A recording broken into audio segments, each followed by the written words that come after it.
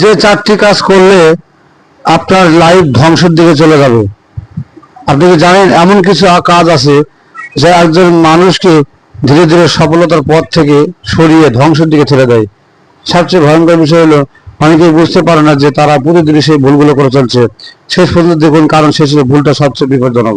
প্রথম ভুল হলো মিথ্যা বলা।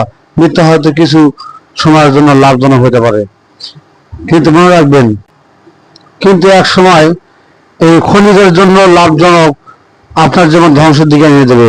কিন্তু এক সময় মানুষের বিশ্বাস নষ্ট হয়ে যায়, আর বিশ্বাস হারিয়ে গেলে সম্পর্ক, সম্মান এবং সুযোগ সবই কমে যেতে পারে। দ্বিতীয় ভুল হলো অন্যের ক্ষতি করার চেষ্টা করা।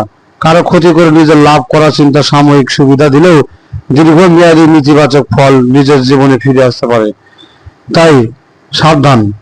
এবং যে তৃতীয়টা হলো যে অহংকার।